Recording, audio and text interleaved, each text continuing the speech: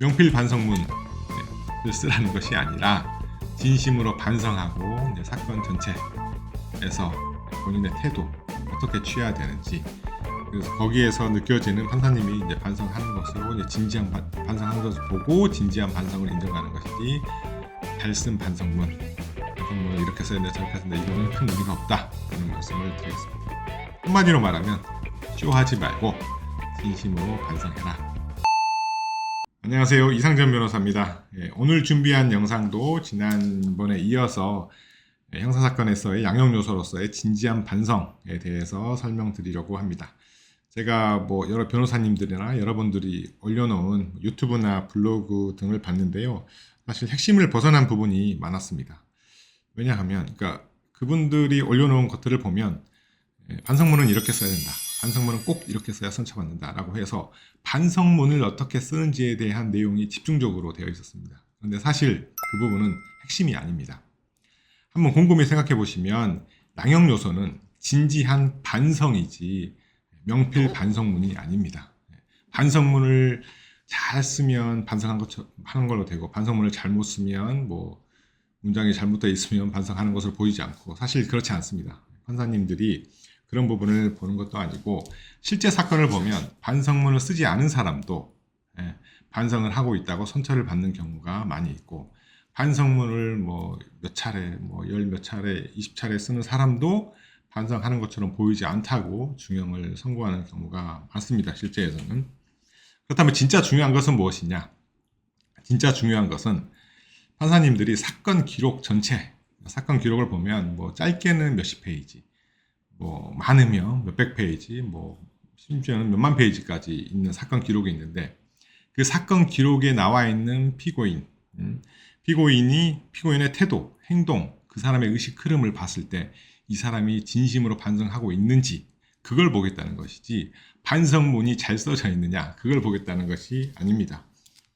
실제 보면 체포 과정, 수색 과정, 그리고 구속 전 신문 절차에서의 피고인의 진술, 경찰에서의 진술, 검찰, 법정에서의 진술, 피해자에게 어떤 태도로 임했는지 등을 하나하나 꼼꼼하게 보겠다는 거죠. 그걸 보고 진지하게 반성했는지를 보겠다, 이런 뜻입니다. 조사 과정에서 다 자백하고 증거 인멸하지 않고, 다른 증거도 다 이제 수사에 협조하고 찾아서 공범과 관계에 대해서 진솔하게 솔직하게 다 말을 하고, 피해 회복을 위해서 노력하고 피해자로부터 용서받고, 이런 하나하나의 태도를 보겠다는 거죠. 그걸 보고 진지하게 반성하는지 안 하는지 보는 것이지, 반성문을 명필로 썼냐 아니냐라는 것은 절대 아니다 라는 말씀을 드립니다. 그렇다면 반성문은 무엇이냐? 반성문은 내가 진짜 반성하고 있어요 라고 직접적으로 표현하는 하나의 수단에 불과하다 라는 점을 알고 계시면 될 것 같습니다. 그렇다면 결국 반성문을 쓰는데, 그럼 반성문에는 어떤 내용을 담아야 되냐?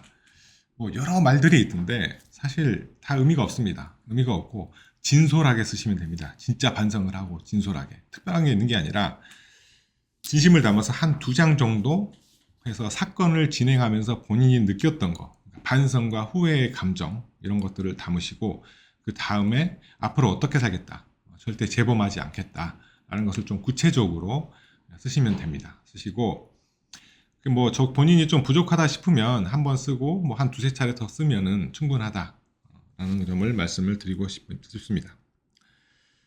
그리고 이제 한번 이런 예들을 한번 들어볼게요. 반성문을 썼는데 오히려 독이 되는 경우가 있습니다.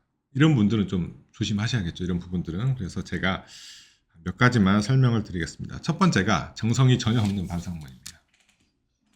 제가 예전에 변호사 초기 때 국선 변호인을 한 적이 있었습니다. 국선 변호인을 하면서 그때 당시 한 70대 노인분께서 음주 사건으로 제가 국선 배당이 됐는데, 중간 집행유예가 나올 수도 있고 실형이 나올 수도 있는 이런 상황이었는데, 이분이 연락이 안 됐습니다. 연락이 안 돼서 계속 제가 전화를 했죠.